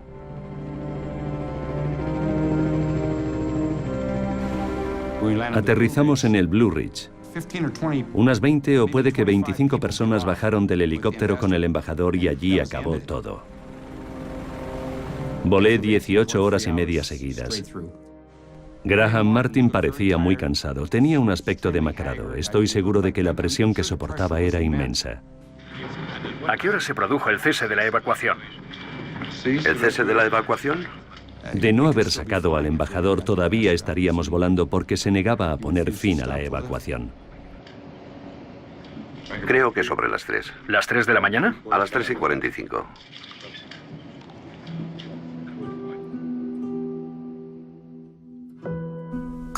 El coronel Madison me dijo: estamos jodidos. Stuart, tú quédate aquí abajo en el aparcamiento y mantén a estas 420 personas protegidas. Él sabía que si nos veían a todos salir al mismo tiempo cundiría el pánico. Y luego sube a la azotea, tenemos que irnos. Y estaba muy enfadado y profundamente decepcionado. Así que desaparecieron en el interior de la embajada. Y yo fui a calmar al resto de los vietnamitas que estaban esperando y les dije: hay grandes helicópteros a punto de llegar. Y esperé unos minutos. Entonces vi un helicóptero despegar y pensé: mierda, ¿era en ese en el que yo tenía que subir? Y miré hacia los vietnamitas y dije: tengo que ir a orinar. Y desaparecí entre las sombras. Di un largo y sinuoso rodeo y entré en la embajada.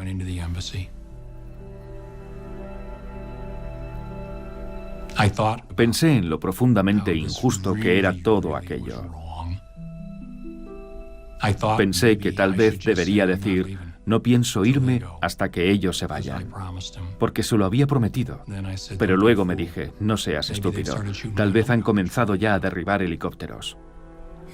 No vas a conseguir evacuar a nadie más. Es una orden presidencial. La decisión ya está tomada. Así que subí a la azotea justo cuando un CH-46 aterrizaba sobre la plataforma de la azotea. Bajaron la rampa y subimos todos a bordo.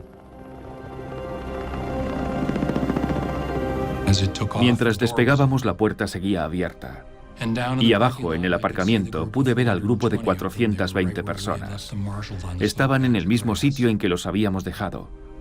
Todos juntos en aquella pequeña porción de hierba. Me sentí terriblemente culpable. Fue una profunda y flagrante traición.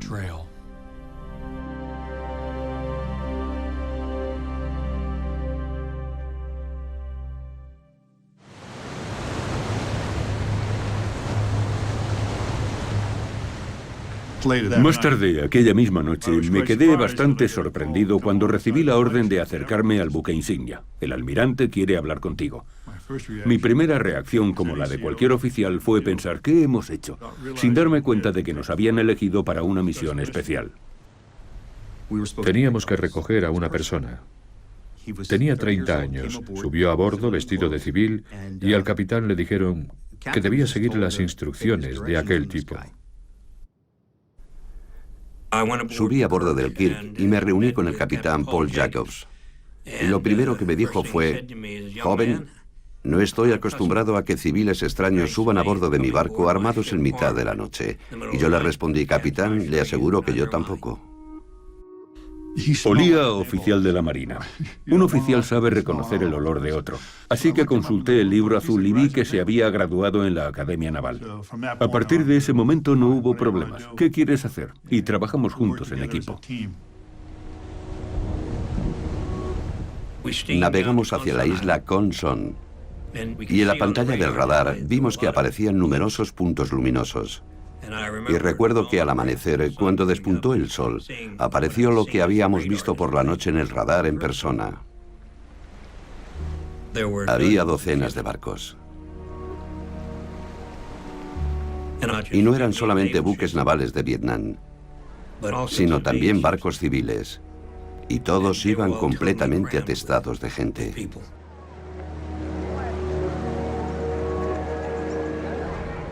No hay palabras para describir el aspecto de un barco diseñado para 200 tripulantes con 2.000 personas a bordo.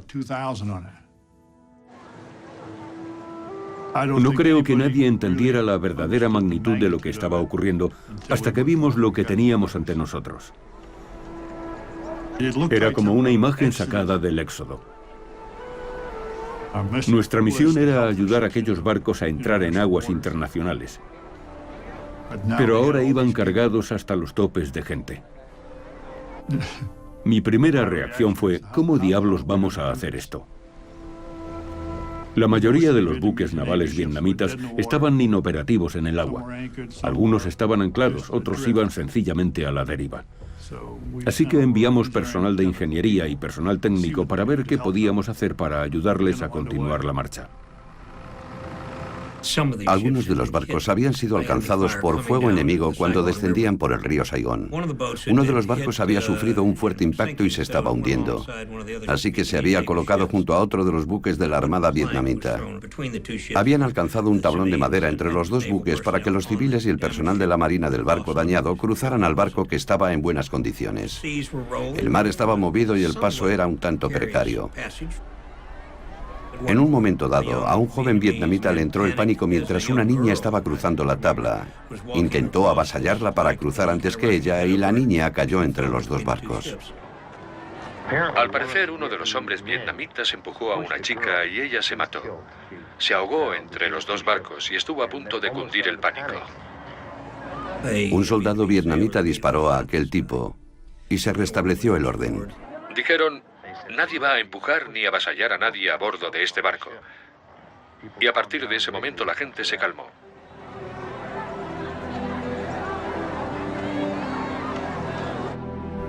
Habíamos elaborado un plan para dirigir los barcos rumbo a las Filipinas y el Kirk iba a escoltarlos.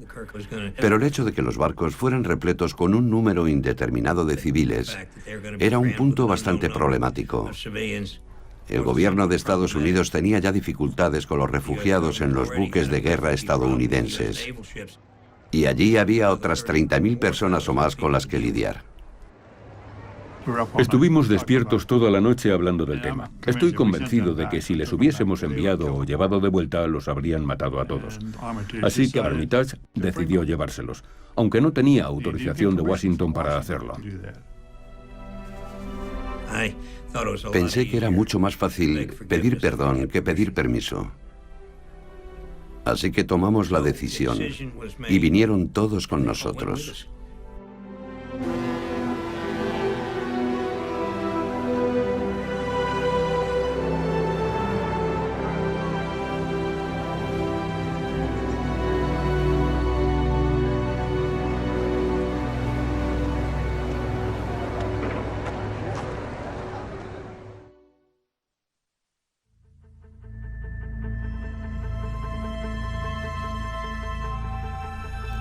Por fin habíamos evacuado al último de los refugiados que se nos permitió evacuar. Y ahora teníamos que evacuar a los marines. Estaban todos en el interior del edificio de la embajada excepto nosotros. Yo me encontraba todavía en el recinto de la embajada con 2 de mis sargentos. Les dije, quedaos los 2 conmigo, no os apartéis de mi lado. Caminamos lentamente hacia la puerta de la embajada y un par de vietnamitas vinieron hacia mí. Me dijeron, no hay más helicópteros. Lo siento, eso es todo. No os podemos llevar. Y empezaron a discutir conmigo. Se expresaban en un buen inglés. Podemos viajar en el helicóptero. Yo les dije, lo siento, nadie más. Así que di media vuelta. Cerré de un portazo aquellas enormes puertas y las aseguramos por dentro.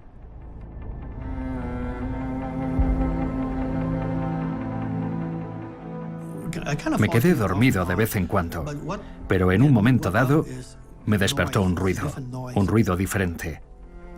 Levanté la vista y lo primero que vi fue que aquel soldado ya no estaba allí, en aquel muro. Había gente arrojando mantas, chaquetas y otros materiales sobre la alambrada de púas para que la gente pudiera trepar y entrar. Todo el mundo se preguntaba, ¿dónde están los soldados? Estábamos subiendo las escaleras, cuando detrás de mí escuché el ruido acelerado de unos pasos. Cuando llegamos a la azotea, el sargento Valdez estaba allí. Me dijo, ¿tenemos ya a todo el mundo? Sí, pero alguien me persigue por las escaleras. En la azotea había taquillas y grandes extintores con ruedas. Así que lo cogimos todo, las taquillas y los extintores, y los apalancamos contra la puerta. Había una pequeña ventana desde la que podíamos ver a los vietnamitas tratando de acceder a la azotea. Los marines comenzaron a salir a medida que llegaban los helicópteros, pero de repente los helicópteros cesaron. Y todavía quedábamos 11 de nosotros allí.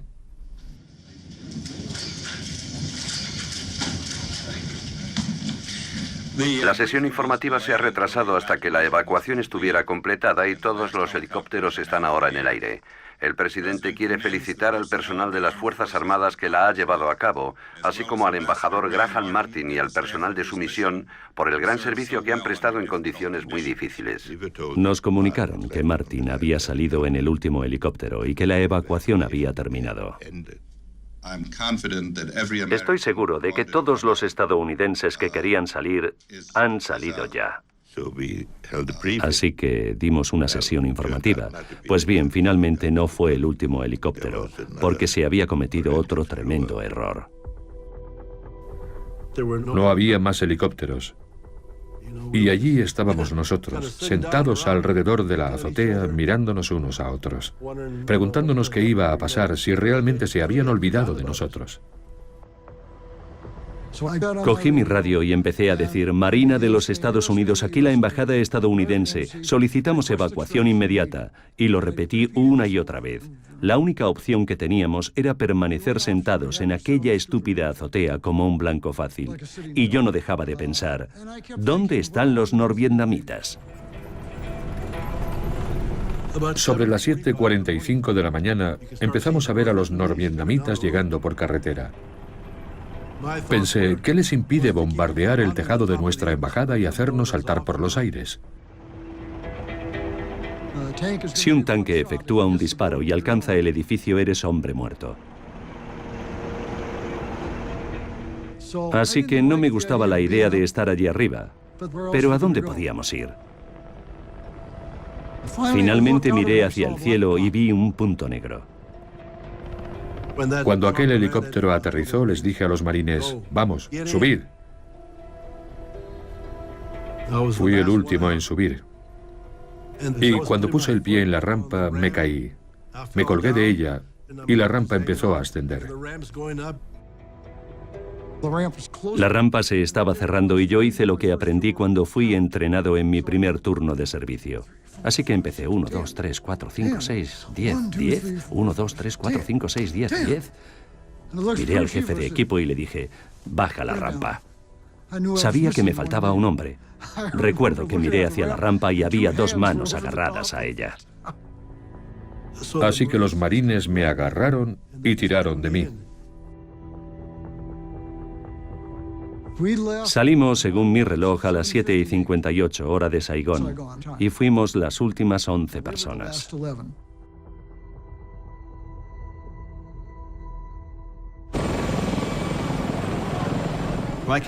Mi cámara Neil Davis y yo decidimos quedarnos. Vimos el último helicóptero despegar desde el tejado. Entonces intentamos entrar en la embajada. Neil llegó al tejado. Yo no. Y vio decenas de vietnamitas sentados en el helipuerto, en el tejado de la embajada, esperando, queriendo escapar. Y por supuesto, ya no iban a llegar más helicópteros. Yo no me uní a ellos. En realidad, tenía miedo. Si los comunistas entraban, lo último que querrían sería vernos en la embajada americana. Así que nos fuimos de allí.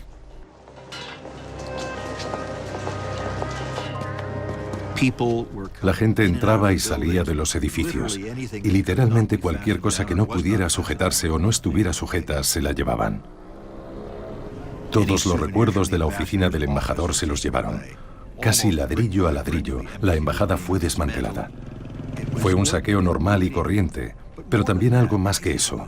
Yo creo que era frustración e ira y una oportunidad de vengarse de los americanos, porque muchas de las personas que formaban aquella multitud aquel día consideraban que las habíamos abandonado.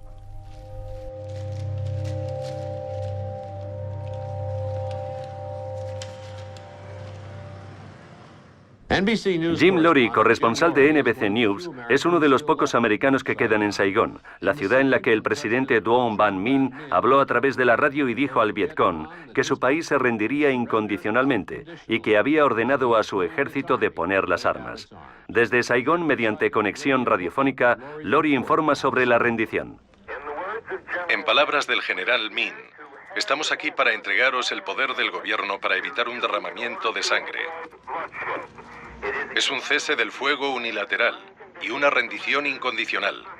La guerra de 30 años en Vietnam del Sur finalmente ha terminado.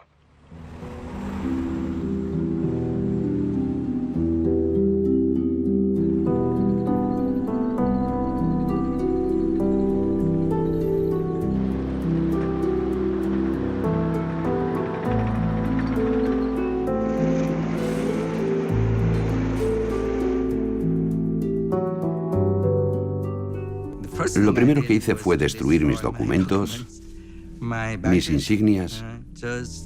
Solo conservé mi documento de identidad civil. Y luego fui a dar una vuelta por Saigón para ver qué había ocurrido.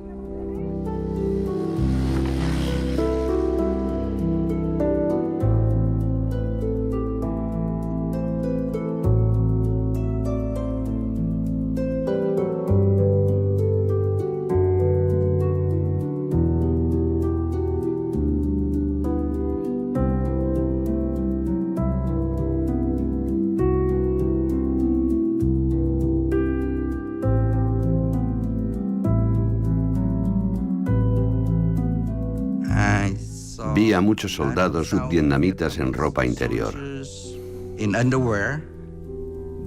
Cogieron todas sus prendas militares sus botas y las tiraron.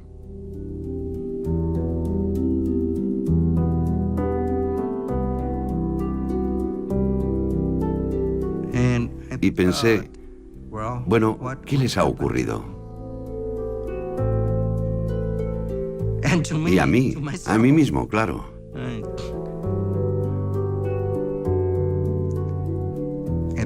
Me acordé de mis amigos muertos en combate y pensé, bueno, ¿es esto para lo que hemos luchado? ¿Es esto para lo que vinieron los americanos?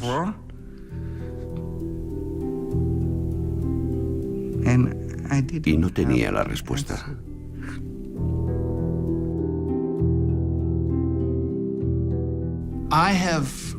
He luchado con esa cuestión desde entonces. Me di cuenta de que me había convertido en el americano prototípico en Vietnam. Tenía un montón de causas. Estaba haciendo un montón de cosas. Intentaba llevar la verdad a Washington. Hablaba con agentes, intentaba persuadir al embajador. Y olvidé que lo que estaba en juego eran vidas humanas.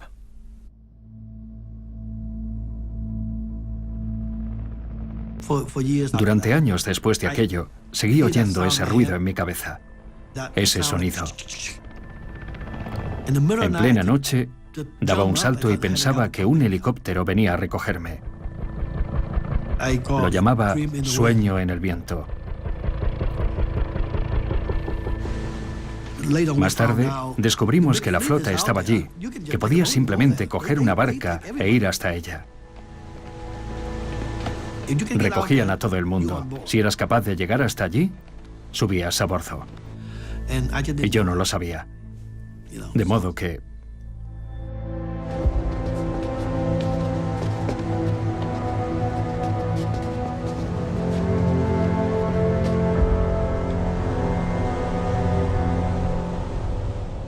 Cuando nos estábamos acercando a Filipinas con nuestros refugiados, surgió un gran problema.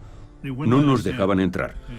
Y la razón por la que no nos dejaban entrar era que el gobierno filipino no reconocía al nuevo régimen en Vietnam.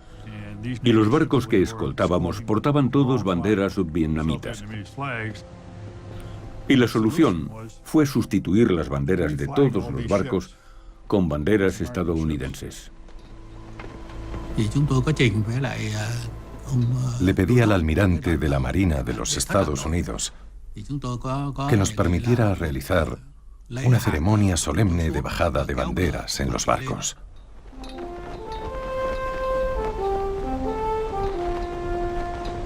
Này công dân ơi, đứng lên đáp lời sông núi, đồng lòng cùng đi hy sinh tiếc gì thân sông.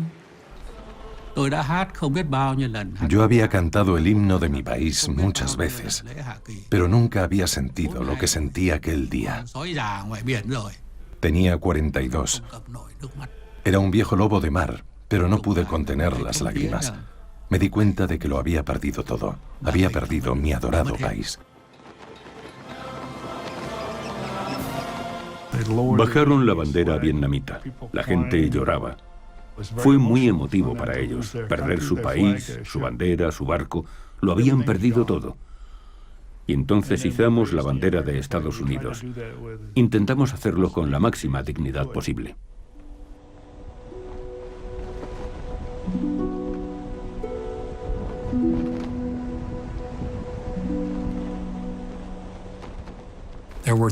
Había miles y miles de americanos que sirvieron en Vietnam, que estaban en sus casas con el corazón roto, viendo cómo todo aquello había quedado en nada.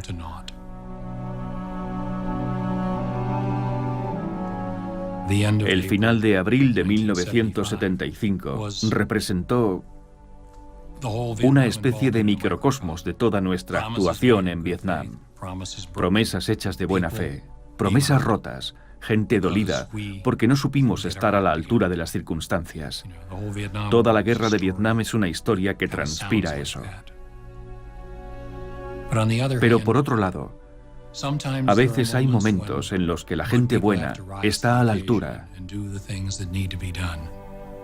Y en Saigón no faltaba gente así.